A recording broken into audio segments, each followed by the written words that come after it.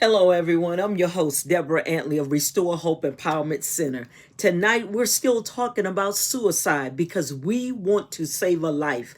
We want to make a difference. Listen, suicide is real.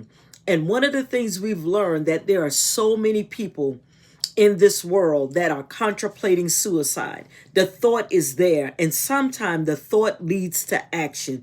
Listen, we have to be very cautious when we're dealing with people that are talking about suicide. Every suicidal threat should be taken seriously. This is nothing that you can blow off and say, oh, that's just so and so. He's just saying that. She's just saying words. No, it's real. Believe it or not, when they mention suicide, they're actually thinking about it. It's been a thought for a while, and now they're speaking out loud about it. Really, they're crying out for help. And you want to be the one to recognize the sign and take it seriously. Not paying attention to a person warning could set the person up for an attempt that could end in death. Not taking it seriously, brushing it off. Just because you know the person, listen, doesn't mean that you know them that well. You could be sitting next to a person and communicate with them for the last 5 to 10 years, but you never know what they're dealing with until they start verbally expressing how they're feeling on the inside. Do not take unnecessary risks when working with a person who is threatening suicide or who is making an actual suicide attempt. Don't take the unnecessary risks. Listen, again, don't brush it off.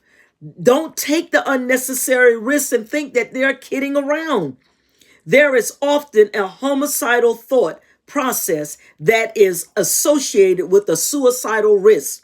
The person may be willing to kill another person in their suicidal action. Have you ever seen people who were thinking about suicide and they took someone else's life? That's why they say do not take unnecessary risks. When they start mentioning suicide and they're having suicidal thoughts, try to get them the necessary help, because it may not be their life that they take, it could be your life.